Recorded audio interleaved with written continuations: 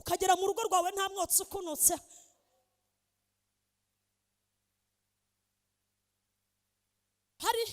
Hari ibintu abarokore mwitiranya umugisha n'amahirwe. Niyo mpamvu umwanditsi w'imigani yavuze ijambo rikomeye, aravuga umugisha Uwiteka atanga nta mubabaro yongeraho, kandi usa n'ubukire, usa n'icyubahiro.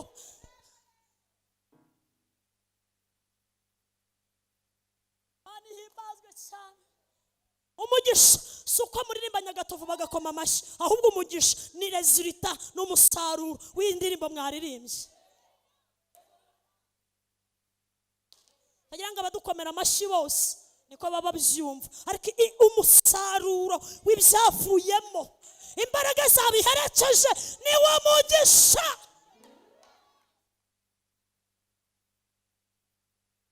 Niwo mugisha. Niwo mugisha. Kwambara ibitenge byinshi kandi byiza si umugisha, kuko n'abapagani bakurusha kwambara byiza. Ariko umugisha ni imbaraga zaherekeje ajya amasezerano yose. Noneho igitangaza, ajya amasezerano agendana no kari umushu. Yes.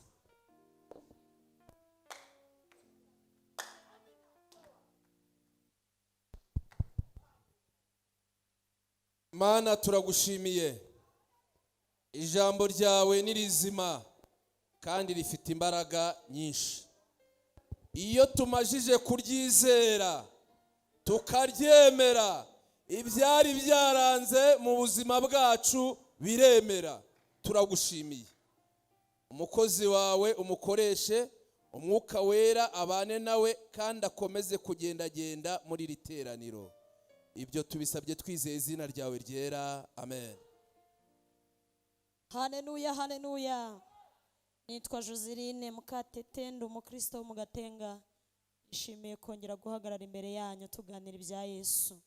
Ntago ndi butinde rwose kugira ngo tuze kumva indirimbo z'abaririmbyi zihagije, baba barakoze amarepetisiyo kugira ngo bazazane ubutumwa bwiza. Ariko reka twumve n'icyo Yesu avugana natwe akoresheje Bibiliya yera.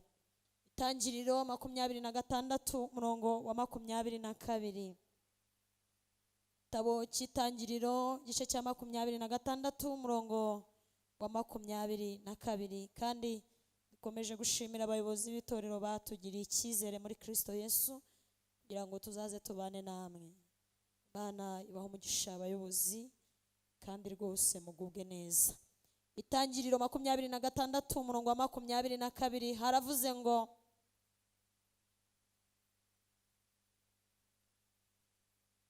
avayo afukura irindi riba, ryo ntibaritonganira, aryita Rehoboti.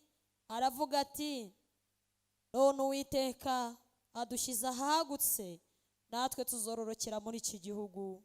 Amen. Intego y'igiterane iri muri Yohana 7:38. Hanyuma naho ndi busoreze mu gusoma turisobanure nk'uko Yesu yaduhaye kubivuga, hanyuma dusenge. Yohana 7 ubutumwa bwiza murongo wa 38. Aravuze ngo unyizera imigezi y'amazi y'ubugingo izatemba iva mu nda ye, nk'uko ibyanditswe bivuga. Amen.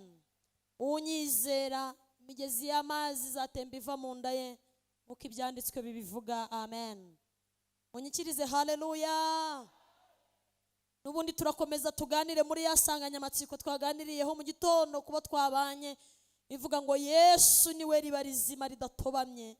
Yesu niwe ribuye riba rizima, n'amazi mazima afutse, kandi amazi atavura iby'inyuma ahubwo amazi avura iby'imbere. Haleluya. Yesu niwe mazi mazima atamara inyota y'inaha. Kuva icyaha cyakinjira mu isi, isi yagize icyaka igira inyota, ariko Yesu aje aza ari umuti w'inyota.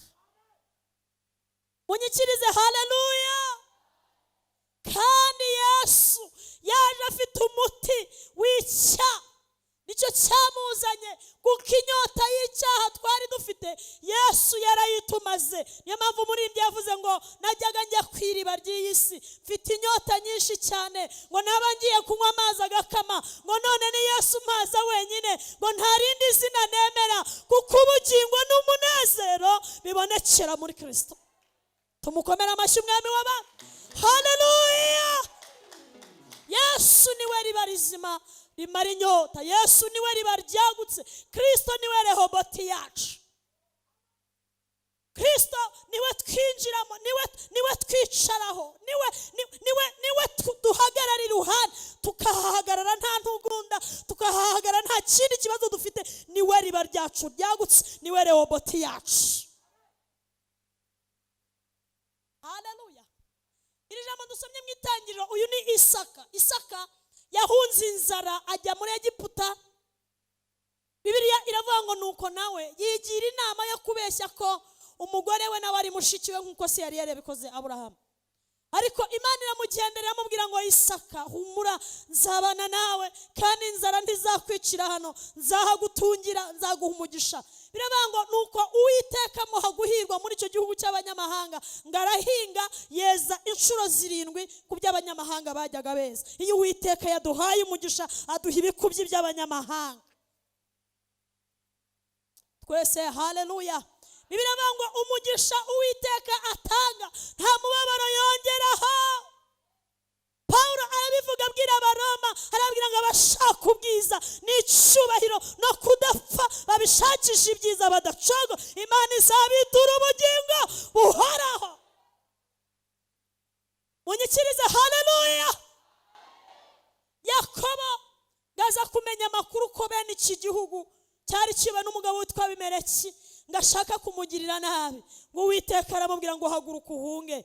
Ariko hari amariba ise Aburahamu yari yarafukuye, ngo nuko Abafilisitiya barayasiba, barayangiza, ngo yongera kugira umutima wo kongera kuyafukura cyangwa se kuyasibura. Iriba rya mbere ngararifukura, Abafilisitiya ngo baritonganiraho nawe, ngafukura irindi, Abafilisitiya baritonganiraho nawe. Ariko nyuma aza gufukura iriba, ngabona nta ntonganya ihabaye. Aravuga aha hantu Uwiteka nshyize ni ku iriba rizima, ndahita Rehoboti, kuko ari nta ntonganya zabayeho kandi Uwiteka anshize ahagutse. Duhereze Imana icyubahiro. Yesu niwe twagesemo, Abafilisitiya ntibaba bakidufiteho ububasha. Yatubereye iriba ryagutse, yadushize ahagutse. Muri we dufite amahoro, muri we dufite ubuzima, muri we nta murozi, muri we nta karande, muri we nta muvumo, kuko ibya kera byose byarashize. Yatubereye Rehoboti. Kristo yatubereye Rehoboti. Muri we haragutse, muri we turagutse, muri we dufite amahoro, muri we dufite ubuzima, muri we. Umva, hari abantu ngo batinya abarozi, ngo batinyanga ibintu ngo by'abarozi, ngo by'imikoshi, keretse iyo utaragera Rehoboti. Ariko iyo wageze muri Yesu ubu uri mu mwanya mwiza ukwiriye. Haleluya! Yesu niwe Rehoboti yacu. Muririmbyi yararimbye aravuga ngo wadushyize akwiriye, reka tuguhimbaze, uko mbishoboye kose nzagushyira hejuru, ndirimba izina ryawe mwami, vuga ibyo wankoreye. Yesu ni Rehoboti yacu. Munyikirize haleluya! Yadushyize ahagutse, yadushyize mu mwanya ukwiriye. Reka mbabwire ibintu nka 3 Yesu yazanye bitabaga inaha. Hanyuma dusenge, bitwereka ko twicaye kuri Rehoboti, aho tudahanganiye n'Abafilisitiya, ku iriba rizima rifite amazi amara inyota. Iriba rizima rifite amazi amara inyota. Ikintu cya mbere Yesu yazanye, yatuzaniye amahoro. Umuhanga umwe yaranditse aravuga ngo inama ya ONU ishinzwe kuzana amahoro mu isi ishobora kwicara ikabura ibyemezo byo gutanga amahoro, bayatanga mu gihugu kimwe, ahandi intambara zikaba zirahagurutse. Ariko iyo abera batanu bateranye basenga ngo bashobora gutuma isi ibona amahoro. Yesu yatuzaniye amahoro. Minisiteri y'amahoro ntibinaha, iba mu ijuru. Yesu yarayatwegereje. Minisiteri y'amahoro ntibinaha, ni ibintu biba mu ijuru. Hanyuma rero kuko ubuyobozi bwegerejwe abaturage,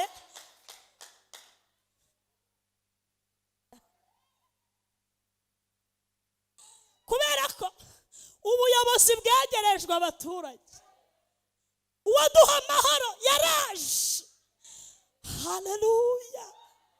uduha amahoro ari muri twe, niwe mahoro yacu, niwe Rehoboti yacu, tuvomamo amahoro. Ni Rehoboti yacu, tuvomamo amahoro. Haragutse mu mahoro. Niyo mpamvu umuririmbyi yavuze ngo amahoro Yesu aha abantu be. Ntagira akagero kandi ntarandareka ngo ajye ahumuriza abayafite, ngo nutayata nta muntu uzayagukuraho. Tumuhereze icyubahiro we, niwe mahoro yacu, niwe Rehoboti yacu, tuvomamo amahoro. Ndafashijwe Joseline, duhereze Imana icyubahiro. Ni amahoro umuntu agira abantu bamutaye. Amahoro ni igitangaza. Ni amahoro umuntu agira imiryango yagutaye, Yesu akakuganiriza akakubwira ngo ngende uti imiryango. Ni amahoro umuntu agira umugabo yakuratse, Yesu akakuganiriza akakubwira ngo ndusha abantu bose kugukunda. Ni amahoro umuntu agira umuntu ari umupfakazi, akakuganiriza akakubwira ngo ni njyewe mugabo w'abapfakazi. Ni amahoro. Yesu ni Rehoboti yacu, twavomyemo amahoro.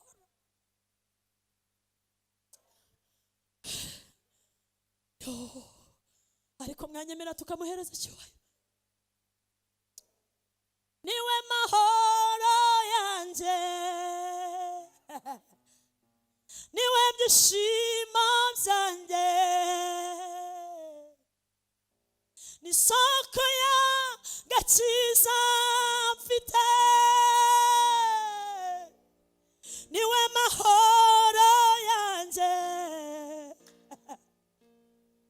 niwe byishimo byanjye, ni soko y'agakiza mfite. Yesu ni Rehoboti yacu, tujya tuvomamo amahoro.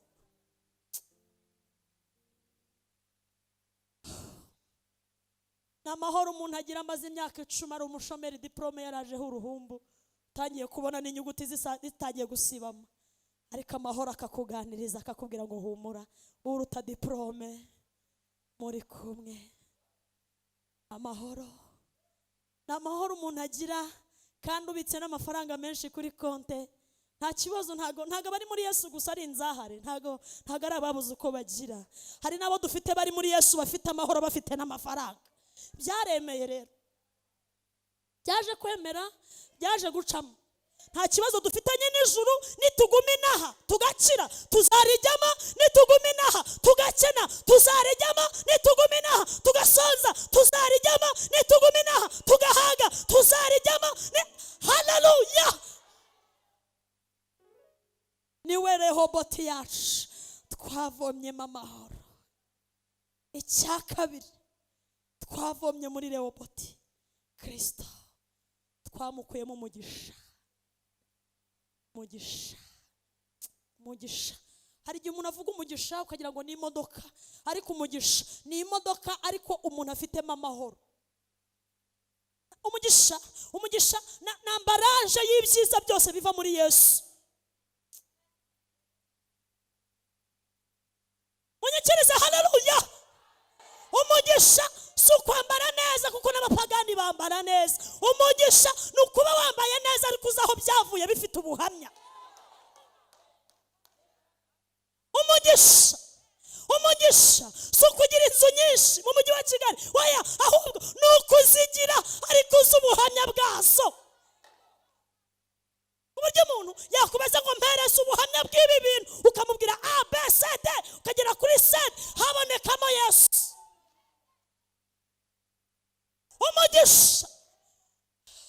Umugisha ni ukubyara, ariko si ukubyara gusa, ahubwo ni imbaraga zatumye ubyara nizo zibiherekeza. Umugisha si ugutunga amafaranga menshi, hoya, ahubwo umugisha ni isoko yaho yavuye. Iyo afite ubuhamya bwiza, ukaba afite amafaranga bose, si umugisha, ni amahirwe. Hari abahiriwe bariba ntibafatwa, ni amahirwe. Ariko umugisha w'abana b'Imana basobanura aho byavuye, bakavuga impamvu yabyo, bagatanga n'aho Imana yabivugiye.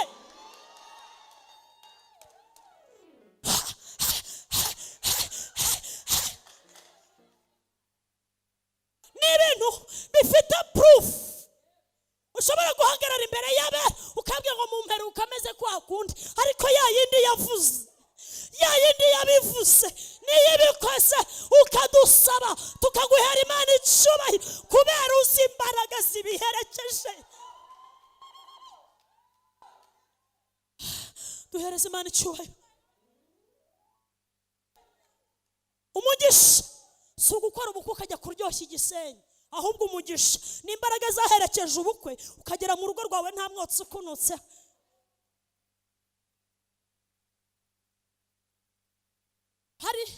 Hari ibintu abarokore mwitiranya umugisha n'amahirwe. Niyo mpamvu umwanditsi w'imigani yavuze ijambo rikomeye, aravuga umugisha Uwiteka atanga nta mubabaro yongeraho, kandi uzana ubukire, uzana icyubahiro.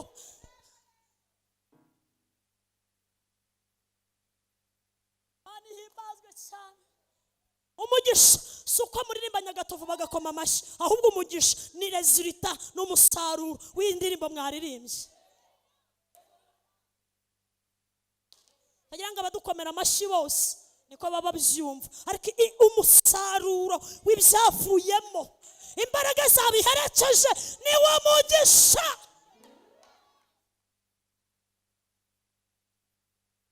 Ni wo mugisha, ni wo mugisha. Kwambara ibitenge byinshi kandi byiza si umugisha, kuko n'abapagani bakurusha kwambara byiza. Ariko umugisha ni imbaraga zaherekeje ajya amasezerano yose. Noneho igitangaza, ajya amasezerano agendana no kurindwa, akaguherekeza, akaza kugeza aho uzambara bazerishi, uvuga ngo ni ukuri nyibonye ntasambanye, nyibonye ntibye, nyibonye ntabaye umwasikaro. Uwo ni wo mugisha. Kuri Rehoboti twahaboneye umugisha, tudakuye mu byaha, ahubwo dukuye muri Rehoboti. Ni ibintu bifite proof, uhagarara ukabisobanura, ukavuga ngo Uwiteka yangiriye gutya kuko namwizeye, ndamwiringira. Duhereza Imana icyubahiro. Muri Rehoboti twahakuye umugisha, kandi umugisha si wababyaye abana benshi, oya, sibyo, kuko n'ingumba zifite uko zishima, kandi nazo Imana ifite uko izumva. Ahubwo umugisha ni ukumenya ngo Imana yampaye abana inshiye iki, n'iki yanshiye, n'iki nayihaye, kuki nturanye na runaka w'ingumba, kuki Imana yamugiriye neza. Umugisha si ukujya muri Amerika, umugisha ni imbaraga zaguherekejeyo. Umugisha si ukujya mu Burayi, ahubwo umugisha ni imbaraga zihakurindira, kuko kujya i Burayi si igitangaza, nta cyabaye, n'abavukiyeyo ntibabishima, ahubwo abagiye baherekejwe n'imbaraga z'Imana nibo bafite umugisha. Umugisha si ugucururiza Matewusi, ahubwo umugisha ni imbaraga zikurindira Matewusi kuri BM, ukabona ubikora neza, ukwezi kugashira, abiri agashira, atatu agashira, utarahomba, imbabura utarayimanika. Uwo ni wo mugisha. Kuri Rehoboti Kristo yatubereye roboti, niwe riba rizima twavomye mu mugisha. Niyo mpamvu Imana ibwiye Isaka iramubwira ngo humura, nubwo wafukuye roboti ntugire uyirwanira nawe, ariko imbaraga si uko wafukuye iriba, ahubwo imbaraga ni uko nzagumana nawe.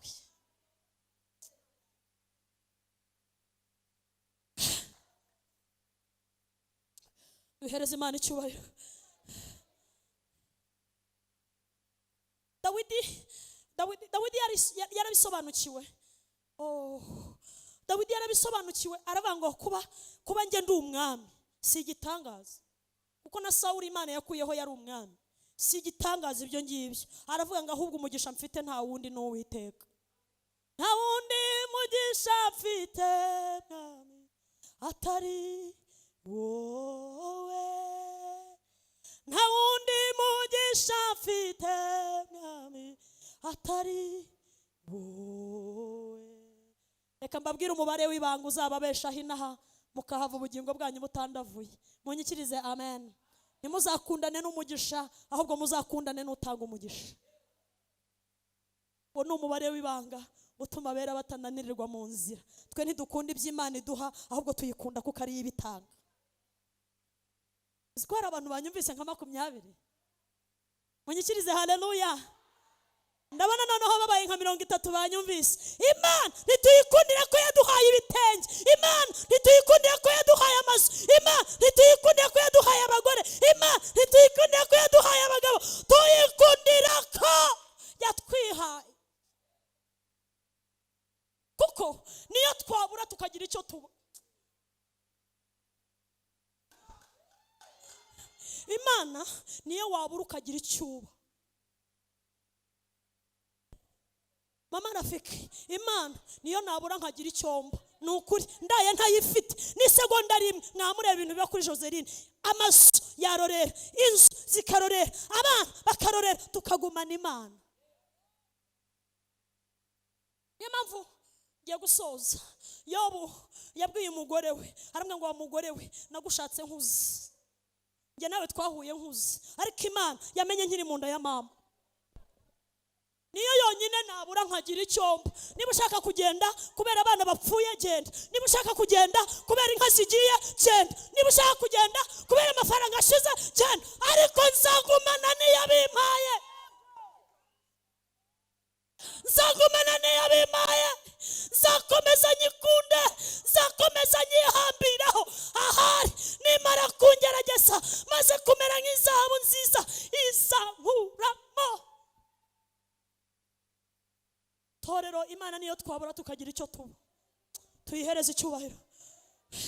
Wayihaye icyubahiro, wayihereze icyubahiro n'amaboko yose, yihereze icyubahiro n'amaboko yose, yihereze icyubahiro n'amaboko yose, yihereze icyubahiro. Munyikirize haleluya. Umva nkubwire, ni bande barezwe n'ababyeyi na n'uyu munsi akavuga ati ngewe mfite mama na papa nibo bandwanaho. Uvuga uti ngewe Imana niyo yabidahari, mfite mama, mfite data, buri kwezi ansunikira $200. Okay. Ninde muri mwe uvuga ngo ngewe nakuzi iwacu baranteganyirije hari $1,000,000 kuri konti, avuga ngo niyo abantu batari kuboneka ngewe nari nihagije? Ninde muri mwe? Birashoboka ko barimo, kuko twese ntago turi bamuvakuri. Harimo abantu bateganyirijwe bavuka neza, barateganyirijwe, ariko nubwo ntawe bateganyirije, Imana yarabateganyirije. Kandi ikimenyimenyi cy'uko Imana yaguteganyirije nuko umugambi w'Imana wagendanye nawe. Umugambi w'Imana wagendanye nawe. Umugambi w'Imana wagendanye nawe. Ugiye kubyara muragendana, ugiye guheka muragendana, uri mu modoka muragendana, uri mu ndege muragendana. Umugambi w'Imana mwaragendanye. Kubera iki? Wageze kuri Rehoboth uhavoma umugisha. Yes! Niwe Rehoboth yacu.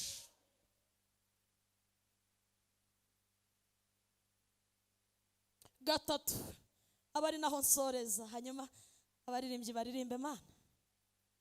Abaririmbyi baririmbe. Munyikirize amen. Munyikirize haleluya. Gatatu, kuri rehoboti yacu ariyo Kristo twahavomye ubugingo bw'iteka. Naho ndibonaho napfa ziko nkundwa n'Uwiteka, Yesu ampa ibyo nkena byose mahoro. naho ndibonaho napfa ziko nkundwa n'Uwiteka, Yesu ampa ibyo nkena byose mahoro. twahavomye ubugingo, twahageze nta bugingo dufite, ariko tugeze kuri rehoboti. niyo mpamvu Yohana yandika, yaravuze ngo bakundwa, ubu turi abana b'Imana, ariko duhishe muri amverope y'umubabaro, duhishe muri amverope y'akaga, duhishe muri amverope y'ibigeragezo, ariko Kristo niyerekanwa uko ari niko natwe tuzasa.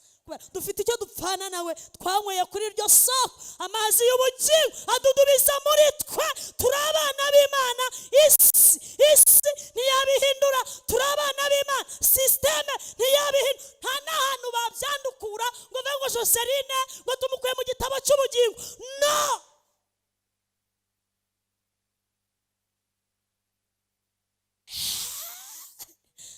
tukigera ku musaraba twahawe ubugingo, turi abana b'ubugingo, turabugendana. Twavomye ubugingo kuri rehoboti. Unyizera, amasoko y'amazi y'ubugingo azajya atemba adudubiza mu nda ye. Amasoko y'amazi y'ubugingo. Kubera iki aya mazi atemba kugira ngo agire ibyo atembana? Murabizi amazi y'ibiziba ajyamo imitubu, ajyamo amasazi, ajyamo imibu. Impamvu amazi y'ubugingo ahora atemba, hari ibintu ajya atembana. Atembana imikoshi, atembana ibyaha, atembana imitindi, ariko Yesu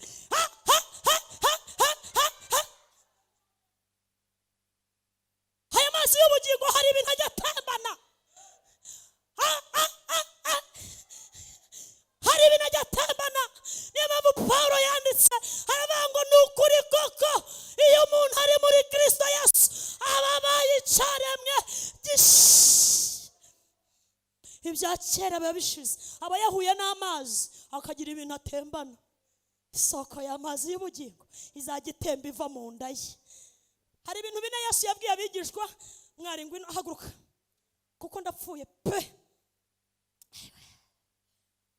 Yarababwiye ngo uhagaze aho ndaje. Simwe mu mwantumiye se muragira ngo nzapfire hano. Yaravuze ngo kubera mugenda n'isoko y'amazi y'ubugingo, kandi kuba mubigendana ntago isi yabyemera, nta bimenyetso. Hanyuma reka mbasigira utuntu tune munyinginge ntubabwira. Kuba dufite amazi y'ubugingo atemba dudubiza ntibihagije, ahubwo hari utuntu tune tubidefanda. Come utuntu tune tubidefanda. Icyambere ngo muzakandagira inzoka na sikoropiyo. Inzoka na sikoropiyo. Ugira gutya ariko ibyo birenge byawe, ibyo birenge kandagira wumve, kandagira inzoka na sikoropiyo birakora. Kandagira inzoka na sikoropiyo yamunyikiriza. Haleluya. Kuba mugenda n'isoko y'amazi y'ubugingo byari bibahagije, ariko isi ishobora gutinda kubyemera. Hanyuma utuntu tune, icyambere muzakandagira inzoka na sikoropiyo. Kabiri cyakabiri nafashijwe mwene gitare. Kuba mufite amazi y'ubugingo ntibihagije gusa, ahubwo muzarya icyica. Muzarya icyica ntacyo kizabatwara. Muzarya icyica ntacyo kizabatwara. Muzarya icyica ntacyo kizabatwara. Duhereze Imana icyubahiro we. Muzarya icyica. Bagishyira mu mata, bagishyira muri fanta, bagishyira mu nyama, bagishyira mu cyayi, bagishyira mu mazi, bagishyira mu biryo. Muzarya icyica ntacyo kizabatwa. baguha side. baguha ikinini cy'imbeba. yo munyikirize haleluya. None se ni kangahe wabiriye Imana ikabinyuza mu majyaruguru n'amajyepfo? Bwira icya gatatu. Wamenye byaragenze bite se? Wamenye byaragenze bite? None si byo baduteze kubera dufite imbaraga zo mu birenge ntitwabikandagiye, ntimwabikandagiye, ntimwabirenza se, ntimuriho se. Tera cyane haleluya. Icya gatatu.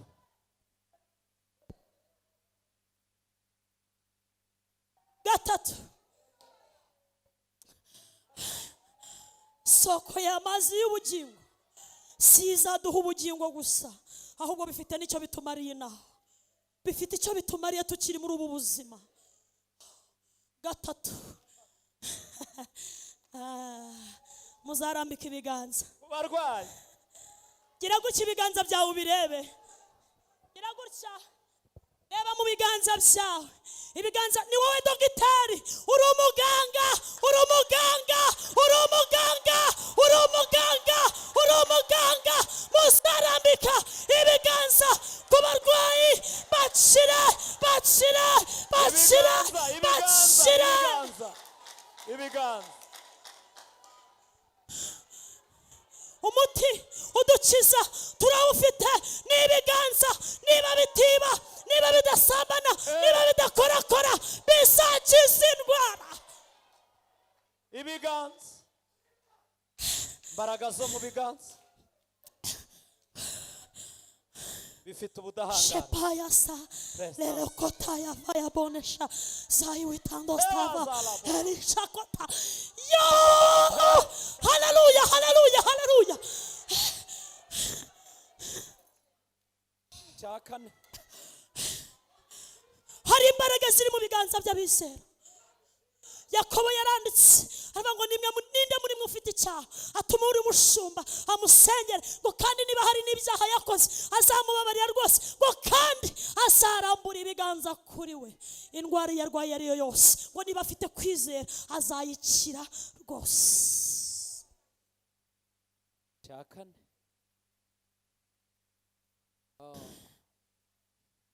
Muzakandagira inzoka na sikoropiyo, muzagicisha, muzarambika ibiganza ku barwayi bakire. Icya kane, muzirukana abadayimoni. Muzirukana abadayimoni, muzirukana abadayimoni. Muzabirukana muri bizinesi zanyu, muzazirukana mu bana banyu, muzabirukana mu ngo zanyu, muzabirukana aho mutuye, muzabirukana muri karitsiye, muzabirukana mu kazi kanyu, muzirukana abadayimoni. Bahunge, bahunge, bahunge, kuko muri mwebwe harimo isa. Elasikota. Betando nema. Shaidebo. Welaibone tando era. Dukomere umwami wanjye amashyi menshi. Ababyeyi bavugiriza Imana impundu. Hekita sariwini imana. Shekobeleva. Sheba. Mbese nturabimenya, nturihishurirwa uwo uri we, nturamenya agaciro itorero rifite, nturamenya imbaraga Yesu yabitsa muri twebwe, nturamenya ibyo. Hari isoko y'amazi y'ubugingo itemba iva mu nda zacu. Rehoboti yacu ni Kristo, ahagutse hacu ni muri Yesu, aho tutazatonganira n'abafilisitiya ni muri Yesu. Mbese uyu munsi ntiwaza ukaba inshuti ya Yesu nawe ukagabana ukakira kuri uwo mugisha? Mbese abafilisitiya ntibaba barakubeshye bakakubwira ngo igumire hano ku iriba rya Sitina tujye tuhatonganira? Ariko uyu munsi Yesu yakubera Rehoboti, nawe ugatura ahagutse ukagabana ku mpano y'Imana, ukakira ubugingo buhoraho muri Kristo Yesu. Umuntu wumva ashaka kwakira Kristo ava ngo nanjye ndashaka kwicara kuri Rehoboti, nkicara hagutse, aho Imana ivugira, aho Imana ikorera, aho Imana itangira umugisha urambye wo muri Kristo, umugisha w'ubugingo, umugisha w'amahoro, umugisha w'ibyishimo. Uzamura ikiganza tuguhuze n'Imana, nawe winjire kuri Rehoboti yawe. Imana ibaha umugisha rata. Abari bazamuye ibiganza, nimuze mujye kuri Rehoboti yanyu, aho Yesu avuganira nawe, aho muhererwa umugisha, aho abadayimoni bazabatinya, aho umuntu atajya mu barosi kugira ngo ashake intsinzi, aho umuntu yizera akabeshwaho na Yesu. Ngwino wiruka, iyizire nawe uze wicarane natwe kuri Rehoboti. abashaka kwakira Yesu, niba harimo umuntu ushaka kwakira Yesu, cyangwa harimo umuntu waguye wari umukristo, ibyiringiro by'agakiza bikamushiramo, y'amazi y'ubugingo agakama, uyu munsi ashaka kubwira Yesu ngo ndashaka kuza kuri Rehoboti yanjye. Iyizire natwe niko twaje, ariko tugeze ku iriba, tugeze kuri Rehoboti, Kristo atubera uwagutse. Niba uhari turagusengera, kandi niba utahari ijambo ry'Imana n'imbuto itabora, andi mariba yose uzayashwaniraho n'Abafilisitiya, ariko muri Yesu harimo amazi afutse. Utazongera gushwanira n'Abafilisitiya, nukuri ntuzongera gusambana, ntuzongera kwiba, ntuzongera kujya mu bapfumu, niwicara ku iriba rya Rehoboti. Ijambo ry'Imana n'imbuto itabora, niba ari ntawe turasenga, ariko abaye ahari waba ari umugisha ukomeye, abaye ahari waba ari umugisha ukomeye, kandi niyo yaba umwe, niyo baba babiri, batuma Imana ihabwa icyubahiro. Reka tugutegereza amasegonda 30. Mbese wicaye Rehoboti cyangwa wicaye Sitina ku iriba ry'intonganya? Ese wicaye Rehoboti cyangwa wicaye ahantu Abafilisitiya baganirira nawe, aho abadayimoni bagushaka bakakubona bikoroheye, bakubonera mu businzi, bakubonera mu busambanyi, bakubonera mu kunywa itabi, bakubonera mu barozi, ariko uyu munsi Yesu arashaka kwicarana nawe Rehoboti. Niyo yaba umwe yatuma abamarayika baririmba. Joseli niyo yabwirije abamarayika ntibakoma amashyi, ariko iyo hihannye umwe abamarayika bakoma amashyi.